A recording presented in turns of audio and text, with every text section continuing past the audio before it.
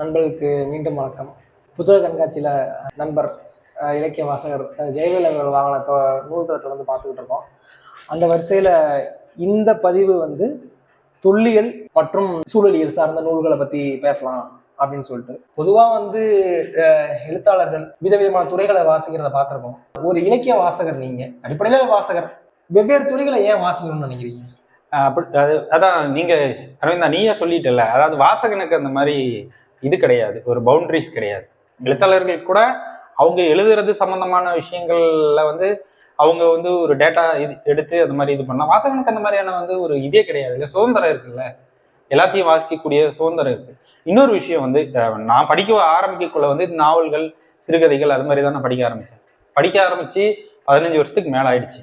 அப்படி இருக்கக்குள்ள ஆட்டோமேட்டிக்கா நம்மளுக்கு அந்த புனைவுல இருக்கிற சொல்லப்போனா புனைவு அல்லாததுல ரெண்டுலையுமே நம்ம அந்த புனைவுல கிடைக்கக்கூடிய விஷயங்களை நம்மளால எடுத்துக்க முடியும். அப்ப அடிப்படையில் நீங்க புனைவுலதான் பெரும்பாலுமான வாசகர்கள் நம்ம சொல்லப்படுற ஆளுங்க ஆரம்பத்துல புனைவு தானே வாசிக்கிறாங்க. இப்ப நீங்க இப்ப இருக்கிற ஜெனரேஷன் ஜே.கே. ரவுலிங்கோ அல்லது அது ஆங்கிலத்துல வாசிக்கிறவங்க அந்த மாதிரி வராங்க.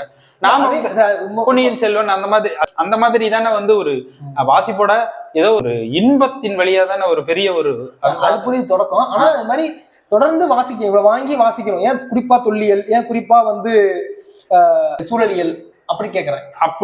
அது வாசிப்பையே நம்மள அது மாதிரி கடத்தி கொண்டு போறதுதான். அது நீங்க வெறும் நாவல்கள் மட்டும் சிறுகதைகள் மட்டும் படிச்சுட்டு இருக்கிற விஷயம்ன்றது அது குறிப்பிட்ட ஸ்ட்ரக்சருக்குள்ள இருக்கிற ஒரு விஷயம் தான்.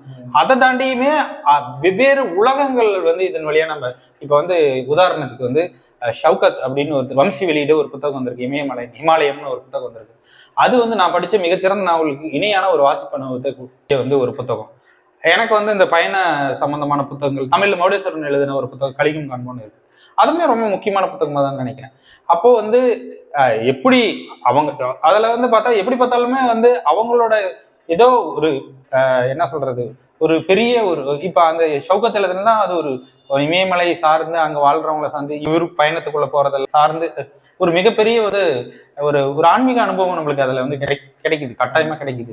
அப்படி இருக்கக்குள்ள நம்ம இப்ப ஒரு மிகச்சிறந்த உணவு சம்பந்தமான ஒரு புத்தகம் படிக்கிறேன்னா அது மிகச்சிறந்த நாவலுக்கு இணையான ஒரு புத்தகம் தான்.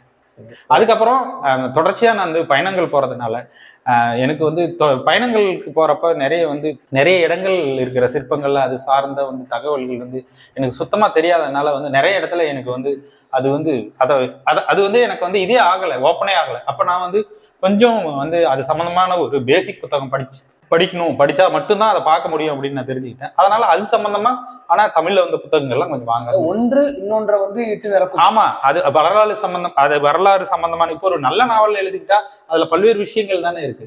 அப்ப பல்வேறு விஷயங்கள் தொடர்ச்சியா அந்த ஒரு நல்ல நாவல் இருக்கிற போது அதுல வெளி விஷயங்கள் சம்பந்தமான விஷயங்களும் ஒரு தத்துவம் சார்ந்த ஒரு உரையாடல் ஒரு நாவல்ல நடக்குது. வரலாறு சம்பந்தமான ஒரு நாவல் படிக்குள்ள அது மாதிரி ஒரு சம்பவங்கள் நடக்குது. உதாரணத்துக்கு கன்னடத்துல இருந்து மொழிபெயர்ப்பு சிக்கவேத ராஜேந்திர படிக்குள்ள குடகு பத்தியான சில டீட்டெயில்ஸ் நம்ம அந்த நாவல வர்றத நான் படிக்கிற போது நம்ம உணர்றோம். உடனே ஏ.கே. செட்டியாரோட குடகு வாங்கி படிக்கிறோம். ஓகே, அப்ப உனக்கு புரிய நினைக்கிறேன். அது நம்ம அதாவது ஒரு நல்ல வாசகனா இருக்கிற போது அது ஒரு புத்தகங்கள் பல்வேறு இடங்களுக்கு பல்வேறு துறை சம்பந்தமான நூல்களை கற்கக்கூடிய ஒரு கியூரியாசிட்டியை உருவாக்கிடுது, ஒரு ஆர்வத்தை உருவாக்கிடுது. நாமளே அதுவே நம்மளை அடுத்தடுத்து அழைத்து சென்று விடுகிறதுன்னு தான் நினைக்கிறேன். சரி, ஓகே. புத்தகங்களை முதல்ல பார்ப்போம். பாலுசாமி, புலிக்குகையும் கிருஷ்ண மண்டபம். ஆமா, இது புலிக்குகையும் கிருஷ்ண மண்டபம் தமிழ்நாட்டோட முக்கிய ஒரு ஆய்வாளர் தான் பாலுசாமி, புலியல் ஆய்வாளர்.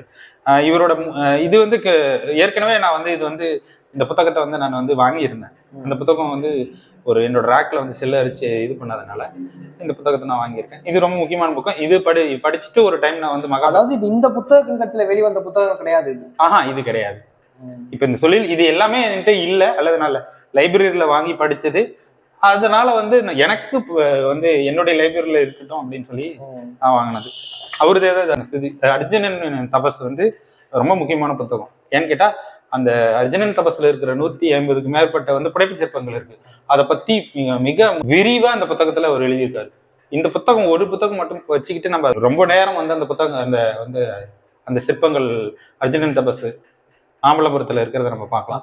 இதுவும் அங்க இருக்கிற கிருஷ்ண மண்டபம், அப்புறம் வந்து பாக்குறதுக்கான புத்தகம் தான். இதை வந்து இவர் ரொம்ப முக்கியம். இவர் வந்து ராசு பவுன்துறை மெய்யப்பன் பதிப்பகத்துல இவர் வந்து தமிழக குகை ஓவியங்கள் அந்த மாதிரி புத்தகங்கள்லாம் வெளியிட்டு இருக்காரு.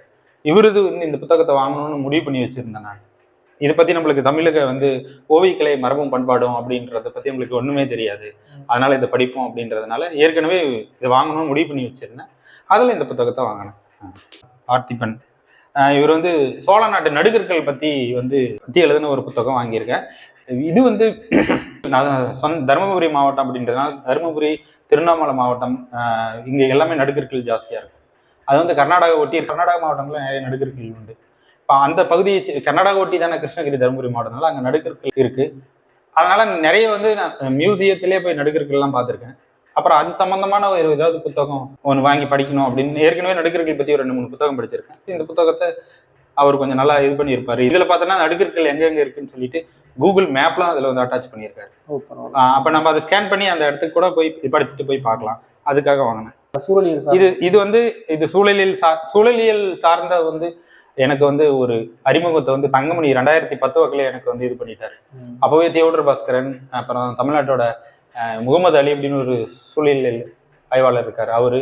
அப்புறமா அது சம்பந்தமான புத்தகம் வந்து அந்த காலத்து அந்த இதுல வந்து புத்தகங்களுக்கு இந்திய பறவையியல் அறிஞர் வந்து சலீம் அலியோட சிட்டுக்குருவியின் வீழ்ச்சி, அப்புறம் வந்து நானே ஒரு இந்தியன் சப்கான்டினென்ட் பேர்ட்ஸ்னு வந்து ஒரு பறவை பார்க்கறதுக்கான ஒரு புத்தகமும் வாங்கி வச்சிருக்கேன். ஒரு பைனாக்குலர் வாங்கினேன். நான் சொல்றது 2013 அந்த மாதிரி நான் வாங்கியிருக்கேன். அதனால அப்போ இருந்தே எனக்கு அது சம்பந்தமான ஒரு புத்தகங்கள் படிக்கிறது, பார்க்கறது, அந்த மாதிரியான ஒரு பயிற்சி எனக்கு ஆரம்ப கட்ட பயிற்சி இருந்தது. அதனால அது சம்பந்தமான புத்தகங்கள் வாங்கினேன். அதுக்கப்புறம் வந்து பார்த்தா நான் ட்ரூத் அபவுட் டைகர் அப்படின்னு சொல்லி சேகர் தத்தாத்திரியோட டாக்குமெண்ட்ரி ஒன்று பார்த்தேன். ரொம்ப புலிகள் பற்றி ரொம்ப முக்கியமான டாக்குமெண்ட்ரி. அது வந்து சிவராம் கன்னடத்தோட மிக முக்கியமான எழுத்தாளர் சிவகாராம் கரந்த் இருக்காருல்ல, அவரோட பையன் வந்து உல்லாஸ் கரந்த் அந்த டாக்குமெண்ட்ரிக்கோட அந்த ஆக்கத்தோட முக்கிய பங்கு வகிச்சிருந்தாரு. அவரு ஒரு வந்து புலியை பற்றி ஒரு முக்கியமான புத்தகம் வந்து கன்னடத்தில் எழுதி தமிழ்ல தியோடர் பாஸ்கர் வந்து அது மொழிபெயர்த்தாங்க. அது ரொம்ப முக்கியமான புத்தகம். அந்த புத்தகம் தான் இந்த காணூரே வெங்கை. இது என்கிட்ட ஏற்கனவே நான் படிச்சிருக்கேன். என்கிட்ட ஒரு காப்பி இருந்தது, நண்பருக்கு கொடுத்தேன். இல்லாதனால திரும்ப அதை வாங்கி வச்சிருக்கேன். இதுவும் வந்து ஒரு சூழியல் சம்பந்தமான புத்தகம் தான். இது ஆதிவள்ளிப்பன் எழுதிய வந்து வௌவால் பத்தி ஒரு புத்தகம். இப்போ என்னன்னா, ஒரு பெரிய வந்து ஒரு புத்தகத்துல ஒவ்வொரு பறவை பத்தி நம்ம படிக்கிறோம், அல்லது பாலூட்டிகளை பத்தி ஒரு இன்ட்ரோடக்ஷனா நம்ம அதை படிக்கிறத விட ஒவ்வொன்றத்தை பத்தி தனித்தனியா படிக்கக்குள்ள நம்மளுக்கு ஒரு சிறிய மெமரியை தனியா படிக்கிறதன் வழியா நம்மளுக்கு உருவாகும். அதனாலதான் இந்த மாதிரி புத்தகங்கள்லாம் நான் வாங்குறேன். இது வந்து தென் கொங்கு சதாசிவன் எழுதின கொங்கு நாட்டு பாறை ஓவியங்கள் அப்படின்ற ஒரு புத்தகம். முக்கியமான புத்தகமா பட்டுச்சு, அதனால வாங்கினேன். இது வந்து நண்பர் உயிர் பத்திரிகை எடுத்துற சண்முகானந்தோட வந்து ஒரு புத்தகம், இந்த கானமயில். இது ஒரு மறைந்த ஒரு பறவை தான். அது சம்பந்தமான ஒரு சின்ன புத்தகம். இது ரொம்ப வருஷமா இந்த புத்தகத்தை நான் தேடிட்டு இருந்தேன். இயற்கை விஞ்ஞானியின் அந்த கதைகள், ஒரு ஜூல இருக்கிற ஒவ்வொரு மிருகத்தை பத்தியுமான ஒரு இதை நான் இது வரைக்கும் படிச்சதில்லை. அதனால வந்து இது முக்கியமானதா பட்டது, அதனால வாங்கினேன். இது பீட்டர் ஓலிபனோட இந்த மரங்களின் மறைவாள் வந்து லோகமா தேவி, அவங்க ஒரு தாவரவியல் அறிஞர். அவங்க வந்து மரங்களுக்குள்ள இருக்கிற உணர்வுகள், அது சம்பந்தமான விஷயம், அதை பத்திலாம் இந்த புத்தகத்துல அவரு வந்து ஆங்கிலத்துல நினைக்கிறேன் எழுதுனதுனால அது முக்கியமான புத்தகம் அவங்க மொழிபெயர்த்திருந்தாங்க. அதனால இதை வாங்கினேன். வழக்கம் போலதான் தனித்தனி புத்தகமா நான் வாங்குவேன்னு சொல்லல. இந்த பூச்சிகள் இதெல்லாம் இது. அப்புறம் ஆதிவள்ளிப்பன் எழுதின சிட்டு இதெல்லாம் இப்போ வாங்க. நன்றி. நண்பர்களுக்கு நன்றி. அடுத்த பதிவுல வேறு வகையான புத்தகங்களை பற்றி